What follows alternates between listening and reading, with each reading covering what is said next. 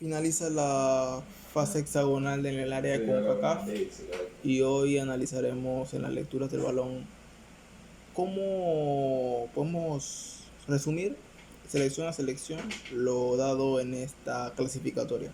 Empezamos.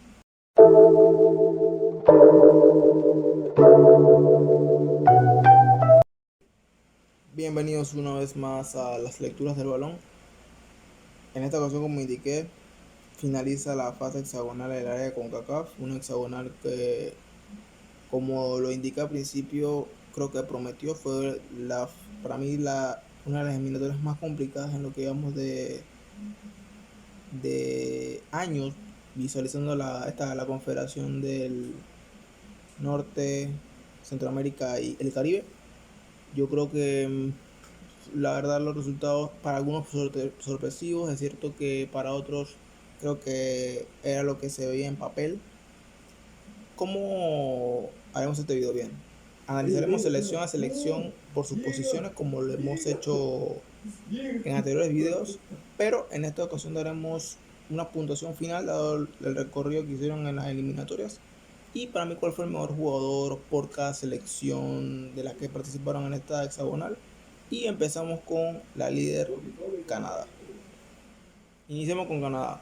Para Canadá simplemente creo que primero debemos decir que qué gran trabajo hizo John Herman toda la eliminatoria, desde ese tramo largo que inició jugando contra el Caribe, muchas islas del Caribe.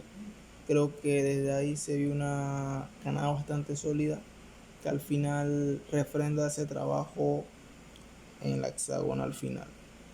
Para Canadá creo que como positivo, más allá del primer lugar y todo esto, fue finalizar de invicto en casa.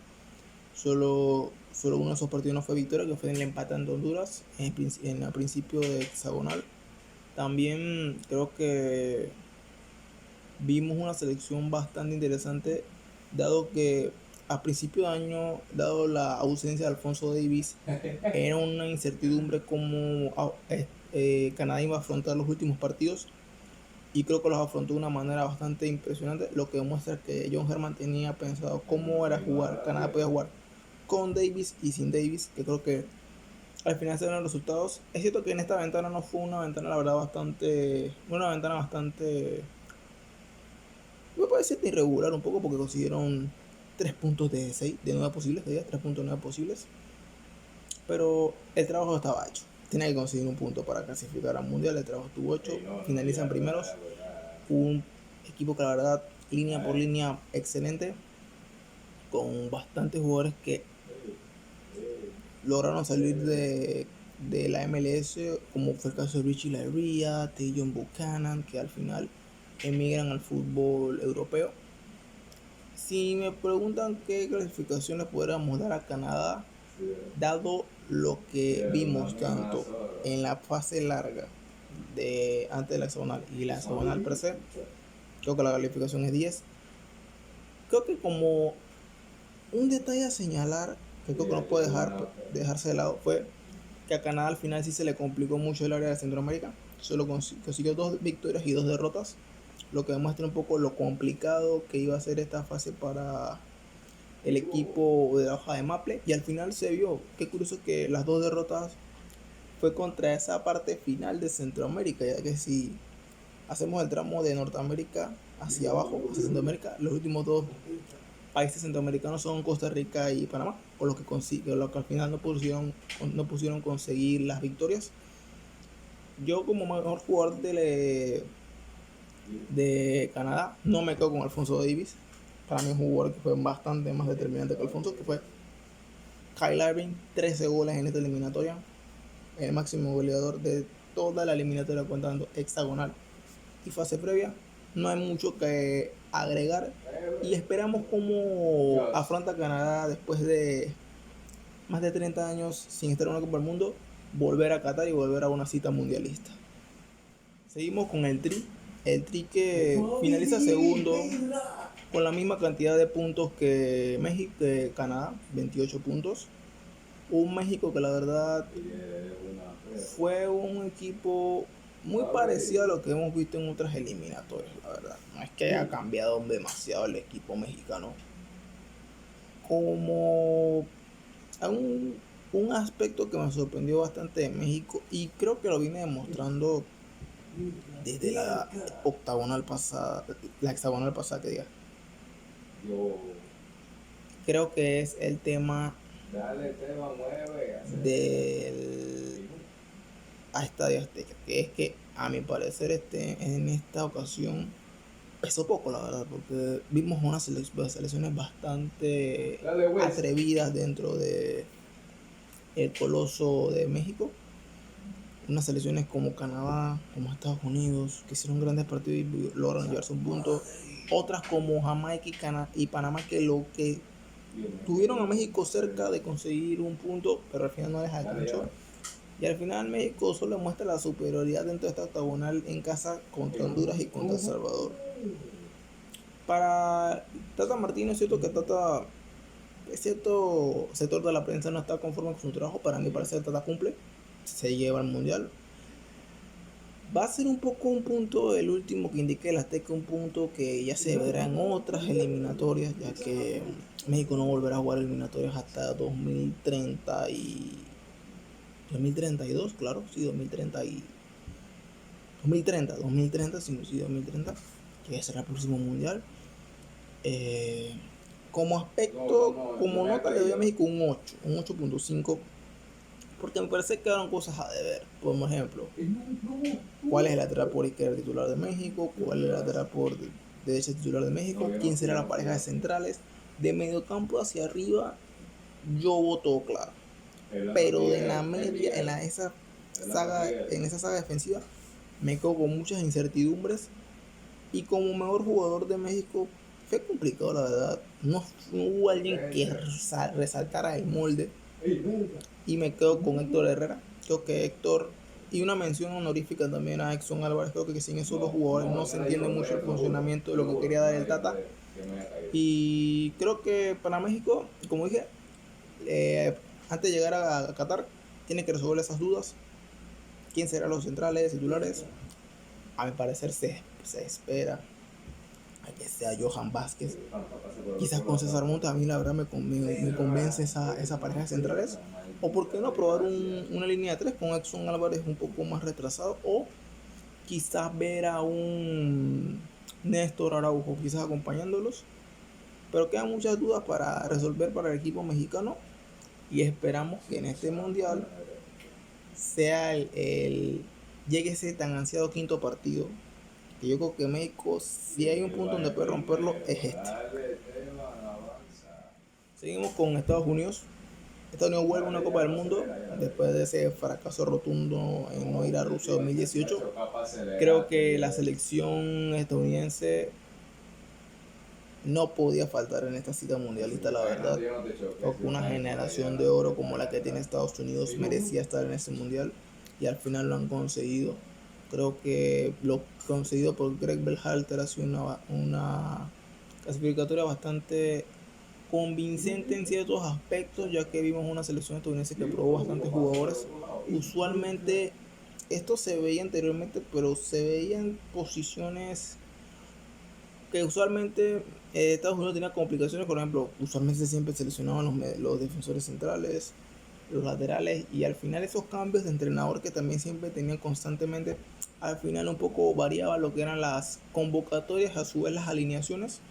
Yo creo que Greg Berhalter consiguió una base bastante sólida, una base que la verdad sorprende por algunos nombres, como fue el caso de Matt Turner, como fue el caso de el propio, uno de esos sorpresas fue al final de la eliminatoria, que yo creo que llegó en un gran momento, que fue la adición al equipo de Luca de la Torre, el jugador de Heracles Almelo de la Eredivisie. Creo que un jugador que encuentra en Greg Berhalter, encuentra en Luca el compañero perfecto para Tyler Adams en esa zona de creación.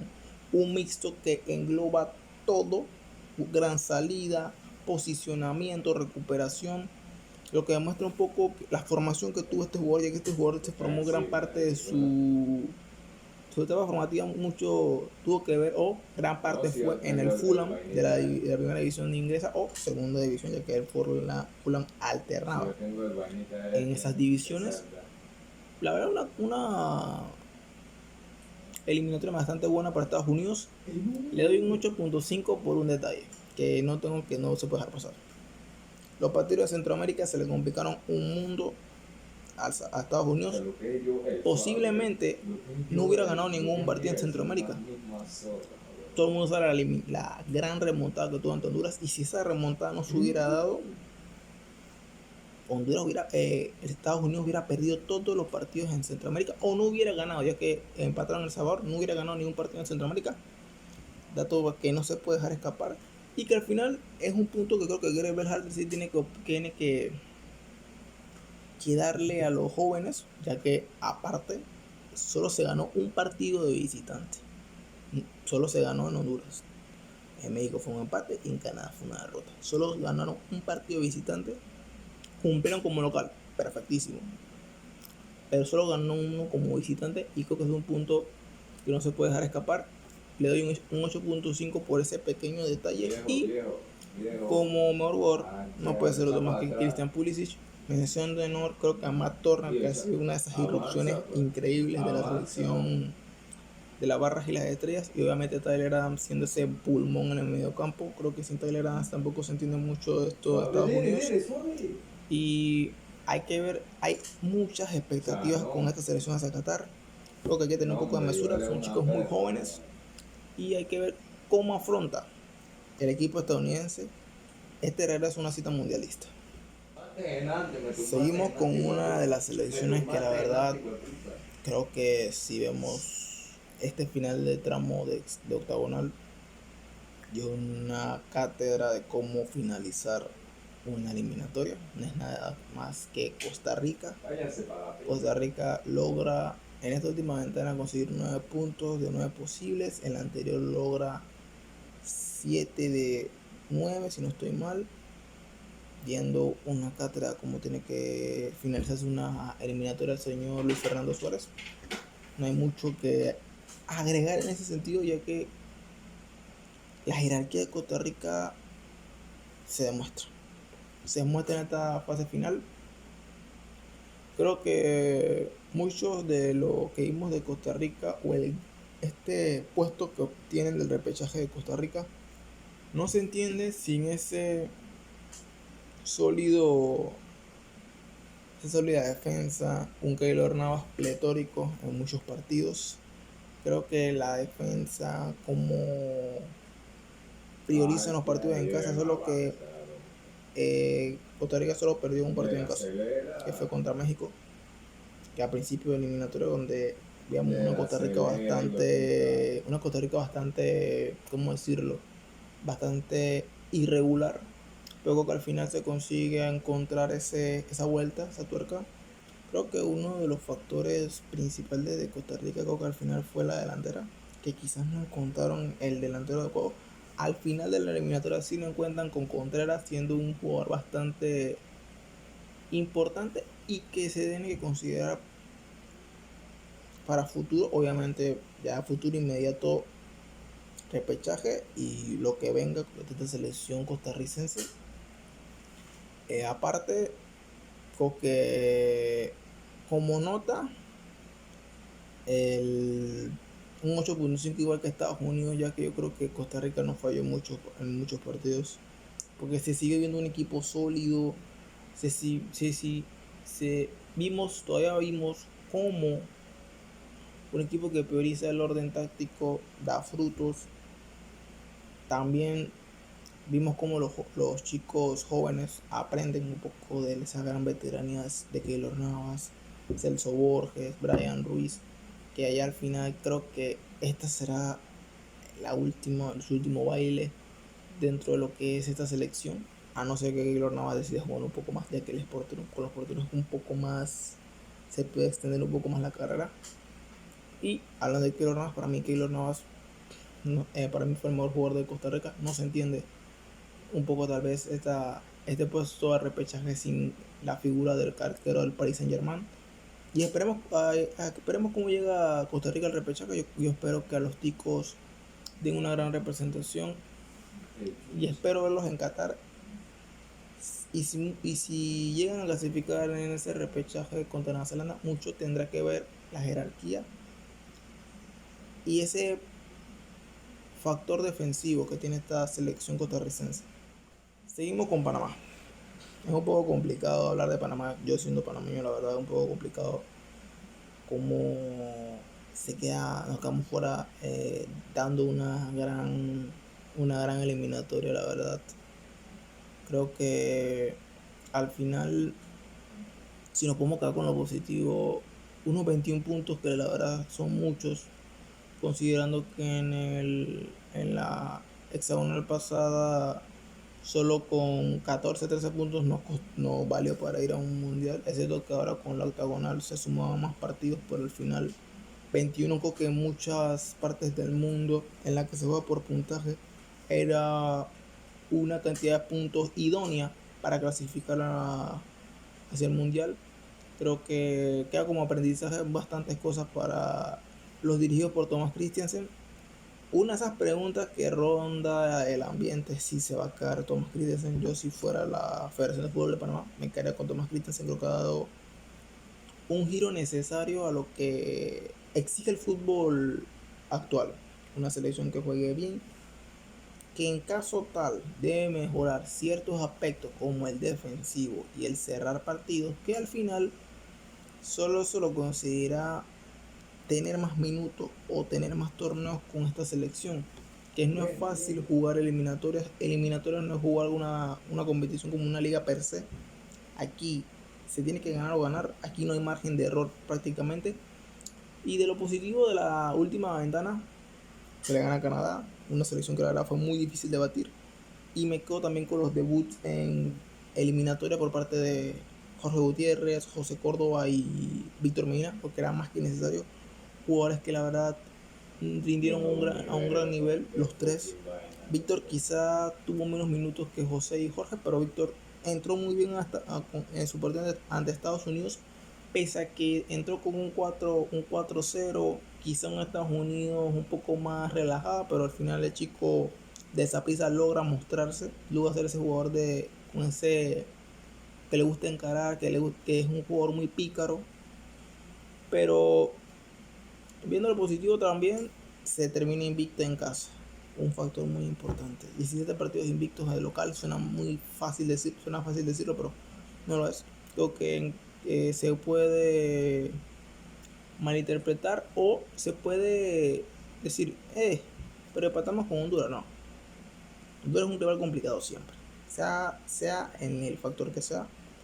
Y yo creo que hay un gran cuerpo de jugadores para seguir trabajando, no solo los que están aquí, sino los que no están, que yo creo que se puedan probar muchos en Liga de Naciones, y espero que esos minutos en Liga de Naciones y también en los otros torneos que está invitado Panamá o estará Panamá. Como puntuación, 7.5. Le a Panamá porque al final es una décima de puntos o es una décima extra lo que deja a Panamá fuera de Qatar. Y como mejor jugador de Panamá, me quedo con un jugador que la verdad el fútbol le debió una revancha muy grande, que es Cecilio Waterman. 7 goles en esta eliminatoria contando fase larga y octagonal. Me quedo con también menciones honoríficas a Michael Murillo. Creo que Michael está en el mejor momento de su carrera. Ojalá llegue a un club más grande que el Anderlecht, sin ofender al Anderlecht. Es una gran cantera de jugadores, da una gran formación a muchos de los chicos que llegan de otras partes del mundo que no sea Bélgica. Y a Alberto Coco Carrasquilla. Creo que sin ellos dos no se entiende un poco cómo es este cambio de fútbol en la que es Panamá. Y esperemos que sean tiempos mejores para la selección de Panamá. Y esperemos que este mundial de Qatar no sea el único que tenga la marea roja. Seguimos con Jamaica. Jamaica que finaliza sexto. Creo que Jamaica, la verdad, me decepciona un poco.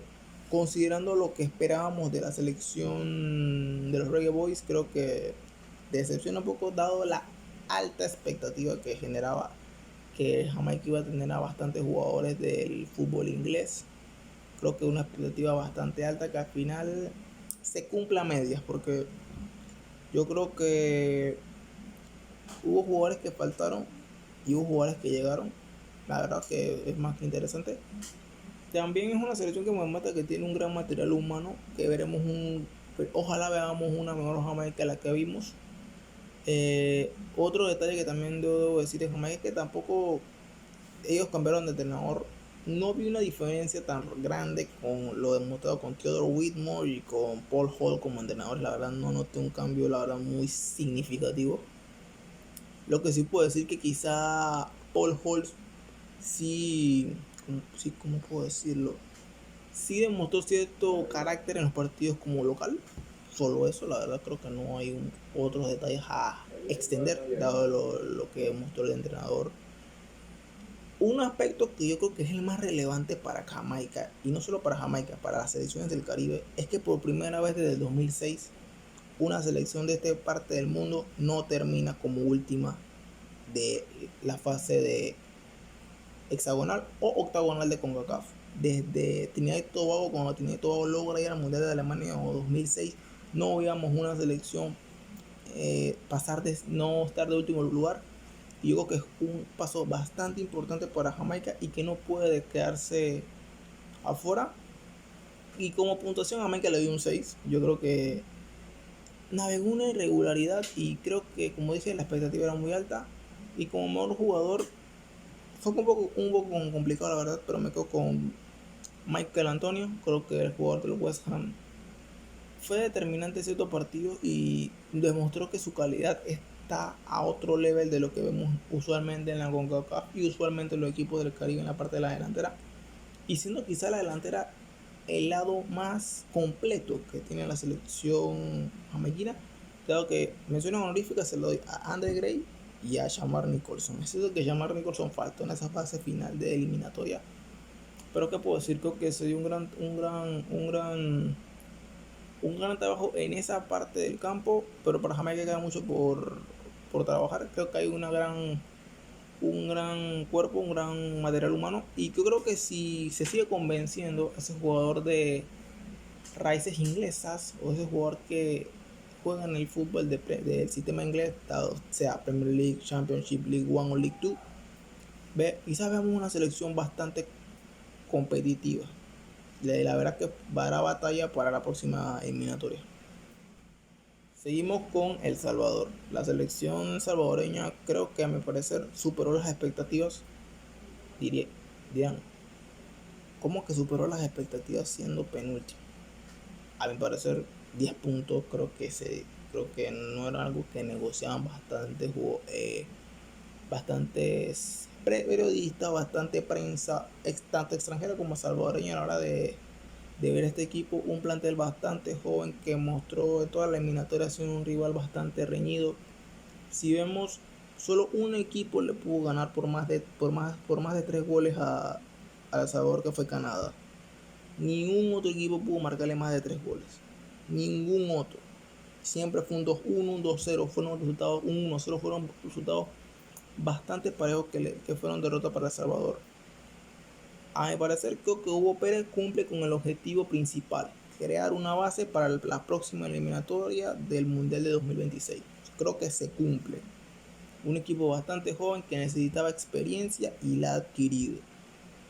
Y hay que decir que también un poco el tramo que ellos tomaron de la fase, ellos también tomaron la fase larga y hexagonal, creo que también ahí también mucho de ese trabajo que decimos que necesitaban experiencia algunos jugadores lo consiguen de esas dos fases. Un detalle o un dato que la verdad me sorprendió bastante cuando estuve viendo fue el caso de Bryan Tamaca, que Bryan Tamaca es el jugador con más partidos dentro de cualquier eliminatoria hacia el mundial, contando las 6 confederaciones, un total de 20 partidos. Es cierto que el rendimiento de este jugador fue algo irregular en parte, pero creo que es un mérito bastante grande para Bryan jugar 20 partidos en esta eliminatoria, siendo el jugador que más partidos jugó en todas las eliminatorias de todas las confederaciones. Como puntuación, al Salvador le doy un 6. Creo que cumplió mucho, igual que Jamaica, dado que el objetivo para El Salvador creo que era también hacer la base 2006, y por eso digo que cumple un poco más. Y como mejor jugador yo me quedo con Mario González. Lo vuelvo a decir como lo dije en el primer video, analizando lo que podíamos ver. Creo que lo que mostró Mario González en esta eliminatoria fue muy bueno. Un arquero bastante bueno. Y quizás esta no es la posición más que necesita quizás El Salvador, pero tiene grandes porteros. Y quizás en esa posición tendamos un problema interesante para la próxima eliminatoria. Pero yo quiero seguir viendo más el de El Salvador. Creo que tiene que seguir tomando experiencia. Y yo creo que en la eliminatoria que viene va a ser un rival bastante complicado. Y ha dado buenos pasos hacia el futuro. Y finalizamos con Honduras. Creo que Honduras, la verdad, totalmente irreconocible. Creo que una Honduras con un rendimiento tan malo no se lo esperaba a nadie. Yo creo que los catrachos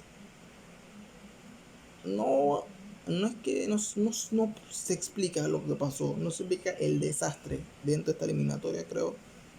Y si vemos, es cierto que en el último parte de la eliminatoria, es cierto que Honduras le fastidió la fiesta un poco a Panamá, pero al final un equipo que consiguió 4 puntos no pudo ganar de local. Es bastante malo. Es cierto que con Honduras quizá no se pueda sacar muchas cosas positivas. Creo que lo más positivo es que para el nuevo proceso tendrán un entrenador como Bolillo Gómez. Creo que no hay entrenador más capaz dentro de esta área o dentro de cualquier eliminatoria de dar un relevo generacional o encontrar un relevo generacional a un entrenador que trabaja tan bien tantos aspectos como lo es el profesor Hernán. Se vio en la última ventana.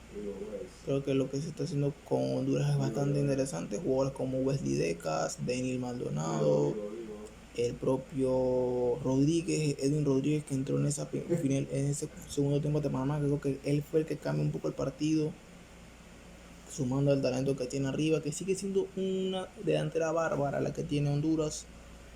Y si vemos lo que pinta para el 2026 no está mal. Lo que puede ser un factor es la prensa. Yo creo que se tiene que dejar trabajar el entrenador que venga, sea cual sea el entrenador que venga, que trabaje y que no haya esa presión. Es cierto que es una selección que está acostumbrada a los mundiales, está acostumbrada a estar en el puesto de repechaje, pero creo que se tiene que tener mesura para no provocar o no ver lo que vimos o lo que hemos encontrado en esta selección de una selección de Honduras muy mala comparado a lo que hemos visto en otros eliminatorias. Y como puntuación le doy un 2. La verdad le doy un 2 porque el único positivo aparte de este relevo es que fue la única selección que no perdió contra Canadá de local. Y yo creo que eso tiene un gran mérito, la verdad. Un mérito enorme, la verdad, lo consiguió por Honduras. Y ese duele un poco que jugadores como Menor Figueroa, quizás este sea el último de Minor, creo que es un jugador que demuestra un poco que el progreso que dio Honduras en estos últimos años con un jugador como Minor es un poco lamentable. Y como mejor jugador de Honduras en esta eliminatoria, que es bastante complicado encontrar una nota alta, me quedo con Kevin Arriaga, la verdad. Creo que fue de los pocos rescatables de los catrachos. Y esperemos que vengan tiempos mejores, la verdad, para el equipo hondureño. Y con esto cerramos el video, finalizamos el video hablando el último video que le hemos dedicado a esta eliminatoria con CACAF. Dije que venía el viernes, había habido jóvenes promesas. Puede ser que haya video o no, aún no tengo del todo claro. Todo depende de una información extra que estoy pidiendo del jugador que hablaremos en cuestión. Todo depende de eso, si no se retrasará hasta la otra semana, o quizás hable de otro jugador que ya tengo un poco más avanzada la investigación, quizás no. Esto fue todo. Me encantaría que te haya gustado esta cobertura completa que traté de darle a esta eliminatoria. Espero que te la hayas disfrutado. Sin que tu selección no clasificó. El fútbol a veces da un poco esto, es aprendizaje, es seguir trabajando, el fútbol no para. Y a la selección que clasificaron, más que ojalá queden una gran representación, ya que ellos son los que representan al final a Panamá, a Honduras, a Jamaica, El Salvador. Esas selecciones, las que clasificaron con lo que son Canadá, México y Estados Unidos, son las que representan afuera y hay que ir con ellas al final del camino. Esperemos que Costa Rica también se suma a ellas. Esto sería todo. Y si te preguntas por qué se llama las lecturas del balón, simple. Es porque fútbol también se lee. Adiós.